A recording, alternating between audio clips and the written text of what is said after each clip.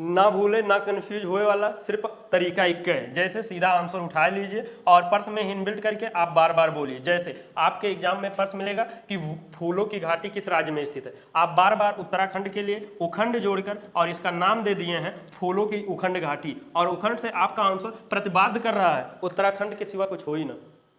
यह क्लास पूर्णतः आंसर याद करवाने पर फोकस है। यदि आप बार बार आंसर याद करते हैं और एग्जाम हॉल में भूल जाते हैं, कन्फ्यूजन हो जाता है, सिलेक्शन नहीं हो पा रहा है, तो अब समय आ चुका है, आप तरीका बदल लीजिए। नमस्कार, स्वागत है सिलेक्शन महाकुंभ में। आज हम सभी लोग 6 नवंबर का करंट अफेयर और जो पीछे 2 नवंबर 1 नवंबर का छुटा हुआ था सभी क्वेश्चन महत्वपूर्ण कवर कराते हुए सीधा याद करेंगे। चलते हैं क्लास में।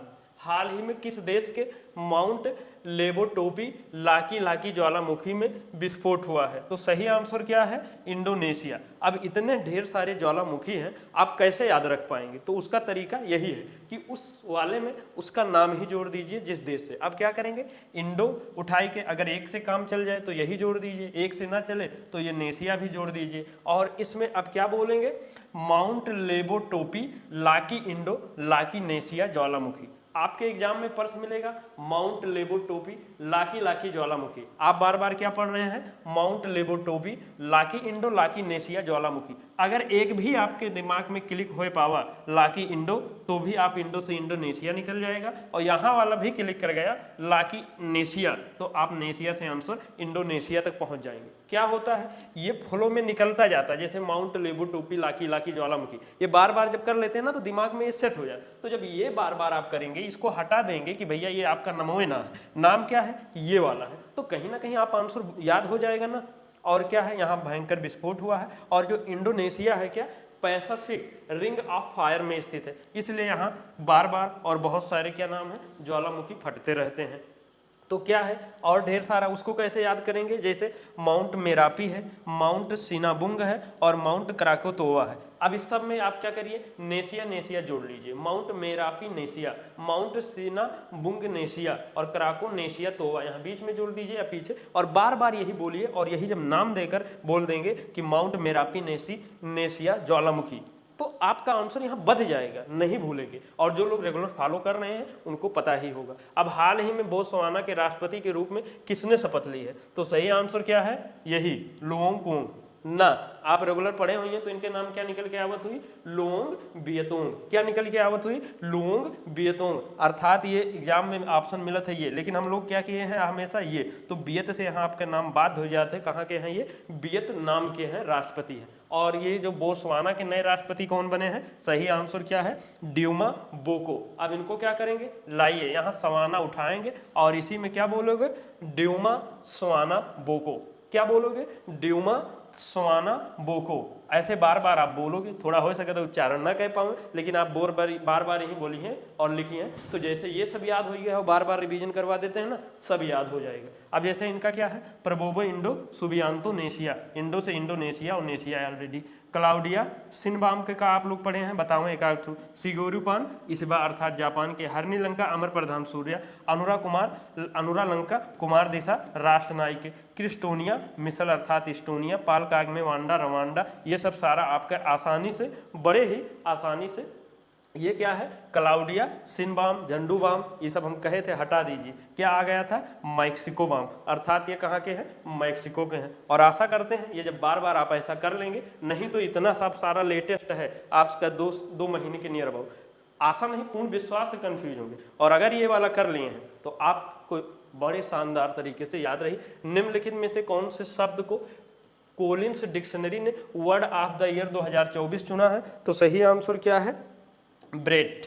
क्या है? ब्रेड। ठीक। अब देखिए ये कई डिक्शनरी है, जैसे ऑक्सफोर्ड भी आएगा और 2-3 आएगा, तो अलग अलग फिर क्या करेंगे? वर्ड ऑफ द ईयर याद करेंगे 2024, फिर कौन से डिक्शनरी ने दिया है, किस वर्ड ने, मतलब 3 वेरिएशन आपको मिलेंगे। तो आप वहीं पर ओवरलैप ऐसे कहीं के कंफ्यूज हो जाइए। तो करना क्या है? जैसे वर्ड ऑफ द ईयर हमें याद करना है हर एक के लिए, तो किसने दिया है? कोलिन्स डिक्शनरी ने दिया है। कौन सा वर्ड दिया है? ये दिया है। किस वर्ष के लिए है? ये सबको एक मिक्स कर दीजिए। जैसे वर्ड्स क्या बोलते हैं? वर्ड ऑफ द ईयर बोलते हैं ना, तो ऐसे आप इनबिल्ट करके सब क्या बोलोगे? वर्ड ऑफ द 24 या word of the 24 Collins बेराट year.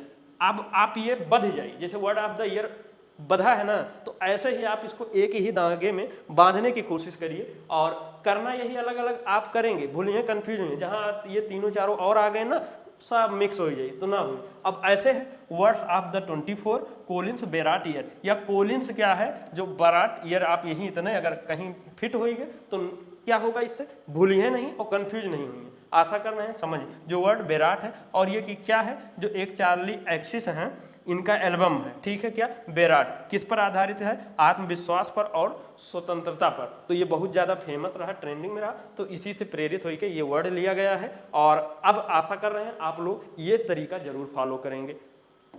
और चर्चा में रहा सेंडाई फ्रेमवर्क किससे संबंधित है, तो सही आंसर क्या है, आपदा जोखिम न्यूनीकरण, मतलब जो आपदा को है, जो जोखिम है उसको कम से कम करना, समय रहते हुए उसको पहले से तैयारी करते हुए कम कर लेना। तो ये आपके एग्जाम में महत्वपूर्ण प्रश्न बनता है।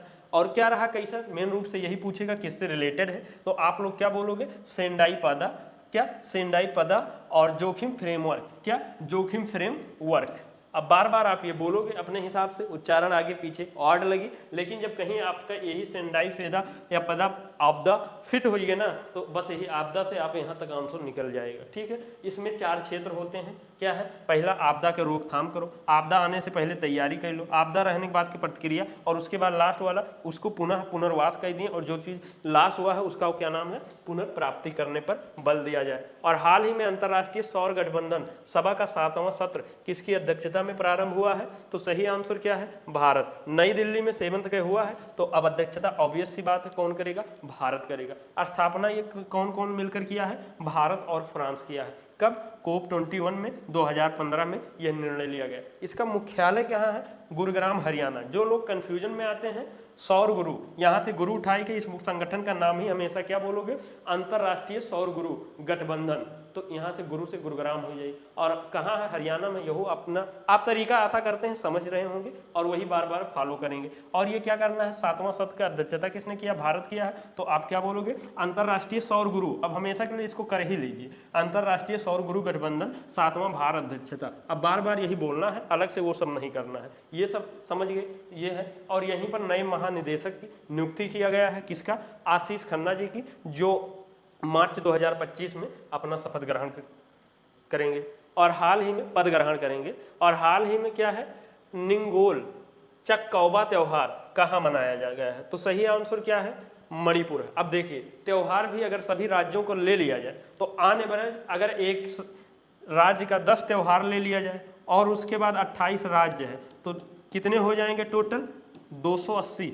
इतना याद कर पाना क्या संभव है आपके लिए, नहीं संभव है। लेकिन अगर यह तरीका फॉलो कर लिया जाए कि जिस राज्य का है और उस राज्य का नाम इनबिल्ट करके बार बार उस त्योहार का वही नाम ही दे दिया जाए, तो आशा करते हैं ये सब याद किया जा सकता है। तो अब आप समझ चुके होंगे, ये फॉलो करेंगे। अब इसको हम लोग क्या बोलेंगे, न्योंग निंगोल मणि चक्कौबा मणि त्योहार। बार बार यही बोलोगे, इस त्योहार का नाम ये हटाई के ये शिफ्ट कर दोगे, क्या बोलोगे, निंगोल मणि चक्कौबा मणि त्योहार। अब जब एग्जाम में ये मिली, आपके दिमाग में ये चली, तो कहीं ना कहीं जो अलग अलग किए रहेंगे, ये किए रहेंगे, एक ये पैटर्न है, आशा करते हैं समझ रहे होंगे, तो इसके याद होने की पॉसिबिलिटी मैक्सिमम रहेगी। और मणिपुर में ये क्या है, भाई दूज की ही तरह है, ठीक है। और कौन सा समुदाय मनाता है, मैती समुदाय मनाता है। और सेम इसी का क्या, मेरा कहाँ पर, मणिपुर में एक और क्या मनाया गया है, मेरा हाई चौगवा त्योहार कहाँ मनाया जाता है, मणिपुर में। तो आप क्या बोलोगे, मेरा हाई मणि चौगवा मणि त्योहार। बार बार आपको यही बोलना है। और वर्ष 2024 में पहला एशियाई बौद्ध शिखर सम्मेलन का आयोजन कहाँ किया जा रहा है, तो सही आंसर क्या है, नई दिल्ली में है। अब आप क्या कर सकते हो, पहला एशियाई बौद्ध मेन रूप से है तो बौद्धल्ली शिखर सम्मेलन, और पहला वाला इसको साथ में लटकाए रखेंगे, ठीक है, कि जिससे ये रहे। तो आप इस ऐसा बोल सकते हैं। कौन आयोजन करवा रहा, संस्कृति मंत्रालय। विषय क्या है, एशिया को मजबूत बनाने में बुद्ध धर्म की नीति को अपनाना है। अब बुद्ध जी को एक आप बुद्ध से संबंधित देखेंगे, एशिया का लाइट ऑफ एशिया किसे कहा जाता है, या हिंदी में एशिया का ज्योतिपुंज महात्मा बुद्ध जी को कहा जाता है। तो आप चाहे कंफ्यूज होते हैं तो यहाँ इनबिल्ट कही के क्या बोलोगे, एशिया की ज्योति बुद्ध पुंज किसे कहा जाता है, तो बुद्ध से आपका आंसर वही, ना भूलिए ना कंफ्यूज करें। और इसमें क्या होगा, अब बौद्ध शिखर सम्मेलन है तो जो एशिया का है, तो एशिया से जितने भी बौद्ध लोग हैं इसके गुरु और एक मंच पर आकर अपना अपना वो सब विचार प्रस्तुत किया कैसे एशिया को मजबूत बनाया जा सके। आशा करते हैं इसका मतलब ये समझ रहे होंगे। और हम लोग का मतलब क्या है कि आयोजन कहाँ हुआ, किस मंत्रालय ने कराया है, विषय क्या है, यहीं से हमारा उद्देश्य पूर्ण होगा। उद्देश्य अर्थात सिलेक्शन वाला, यही एग्जाम में प्रश्न बनेगा। 76 रिपब्लिक डे 2025 के लिए प्रबोवो सुबियांतो। अब बताओ जो लोग रेगुलर कंटिन्यू क्लास से हैं, क्या आपको कोई कंफ्यूज कर सकता है कि ये इंडोनेशिया के प्रधानमंत्री नहीं है? मुख्य अतिथि के रूप में आमंत्रित किया गया है। ये किस देश के राष्ट्रपति हैं? तो सही आंसर क्या है? Indonesia, Prabowo Indo Subianto. इतने से काम चल जाता है तो ठीक है, और ना ही उतने से काम चला था तो नेशिया भी जोड़ दीजिए, बात एक ही। और यहाँ पर जानते हैं रिपब्लिक डे में कर्तव्य पथ पर भव्य परेड होता है, कोई ना कोई देश के ये क्या नाम है आमंत्रित किए जाते हैं। ये इंडोनेशिया के 4th है, मतलब इससे पहले 3 लोग आ चुके हैं राष्ट्रपति जी। अभी ये फाइनल जो गवर्नमेंट है, मतलब केंद्रीय, वहाँ से ऑफिशियल लेटर ना जारी हुआ, लेकिन मान के चलिए ये कंफर्म है कि यही रहेंगे, ठीक है। और केंद्र सरकार ने मुथलापोझी बंदरगाह के विकास के लिए 177 करोड़ रुपए की विकास परियोजना को मंजूरी प्रदान की है। बंदरगाह किस राज्य में स्थित है? तो सही आंसर क्या है? केरल है। करना है। अब हमने जितने भी पोर्ट है सारा सब कुछ अच्छे से ढंग से याद करवा दिया गया है। जैसे विशाखापट्टनम कहाँ है? विशाखा आंध्रपट्टनम। एन्नौर कहाँ है बंदरगाह पोर्ट? तो एन्नौर को चेन्नौर अर्थात चेन्नई में। ऐसे ही याद करना है सारा सब कुछ। अब ये मुथलापोझी बंदरगाह एक बार आप कर लो, केरल में है, केर उठाई के इसी में इनबिल्ट करके आप क्या बोलोगे? मुथ केरला पोझी बंदरगाह। एग्जाम में ये मिलेगा। अब एग्जामों में नहीं, ये हम सब हटा दिए हैं। क्या? मुथ केरला पोझी बंदरगाह। आप देखेंगे केरला भी है और मुथला पोझी बंदरगाह, तो आंसर बद रहा है। इसके सिवा आपके कुछ हो ही ना। अब लेटे लेटे खाली पढ़े पढ़े एक बार क्लास देख लिए हैं तो ज़्यादा पॉसिबिलिटी नहीं रही, लेकिन अगर आप नोट्स बना लिए हैं, एक बार फोकस कर लिए हैं याद करने पर, तो ना पूछ लिए। और ये क्या है? यहाँ पर अरब सागर और नदी हैं, जो यहाँ पर मछुआरे अक्सर मछली पकड़ते हैं तो उनकी नाव डूब जाती है, मृत्यु हो जाती है। तो इसी के लिए ये का विकास किया जाता है, किया गया है कि मतलब किया जाएगा मछली पकड़ने के रूप में। और इसमें लागत जो आया है 177 करोड़ का आएगा। इसमें केंद्र और राज्य का अनुपात कितना रहेगा? 60:40। ये सब नहीं आएगा, मेन रूप से यही पूछा जाएगा कि ये किस राज्य में स्थित है। और हाल ही में किस देश ने चीन की one belt one road initiative में शामिल होने से इनकार किया है? तो सही आंसर क्या है? ब्राजील है। अब ये आप लोग पहले भी सुने होंगे कि चीन जो है ना बहुत चालाक है, चालबाजी करता है, जाल में सबको अपने फंसा लेते। आप तो जानते ही होंगे कि मतलब किसी देश को वो अक्सर इतना अत्यधिक लोन दे दिए थे, रुपया दे दिए थे, वो अपने दबाव में मतलब कब्जा में कर लिए थे। भाई आप मान लीजिए आप किसी से, आप अगल बगल क्षेत्र में ही आप इतना लोन लीजिए, आप उसके खिलाफ या उससे कुछ मतलब आप फेस टू फेस बात कर पाएंगे? नहीं कर पाएंगे। तो चीन का यही पहल ही है, और ये नाम है one belt one road initiative. नाम कहने के लिए है, और उसका उद्देश्य क्या है? एशिया, यूरोप, अफ्रीका महाद्वीप के बीच व्यापार एवं बुनियादी ढांचा को बढ़ावा देना है। लेकिन इसका अलग जाल ही बिछाया है कि मतलब किस। तो इसमें क्या होता है, जो ये अपना इंडिया है, भारत है, तो इसका जो पाक ऑक्युपाइड जो इंडिया है, ठीक है, तो यहाँ से इसका ये जा रहा है। तो इंडिया तो पहले ही क्या नाम है इसमें शामिल हो से इनकार कर दिया है कि ये वाला जो क्षेत्र है तो ऑलरेडी पाकिस्तान में चला जाएगा, इसलिए ये इनकार कर चुका है। और ब्रिक्स के जो एक सदस्य और कौन सा है? ये ब्राज़ील। अर्थात कहा था भैया हम चीन के जो तुम्हारा जाल है, क्या जाल है, वहाँ हम ना फंसा चाहिए था। और जाल और झील से आंसर आ जाए क्या? ब्राजील। और आप बार बार क्या बोलिए? चीन की one belt one road initiative जाल में शामिल होने से इनकार। अर्थात ये इंडिया क्यों हो चुका है? आप ये वाला तो क्षेत्र जानते ही हैं, ठीक। तो यहाँ से निकल रहा तो इधर चला जाए की वजह से इंडिया, और दूसरा ये, और कोई भी इसमें शामिल हुए ना चाहते, ठीक है। और फर्स्ट देश भारत है, दूसरा ये है। आशा कर रहे हैं ये सब समझ ही रहे होंगे। और हाल ही में फूलों की घाटी पर्यटन स्थल को शीतकाल के लिए बंद कर दिया गया है। ये किस राज्य में स्थित है? तो सही आंसर है उत्तराखंड। इसके लिए हम लोग उत्तराखंड के लिए क्या करते हैं? उखंड जोड़ देते हैं, और इसमें क्या बोलेंगे? फूलों की उखंड घाटी। अब जो फूलों की घाटी ऐसे फिक्स है ना, अब इसको क्या कर देना है?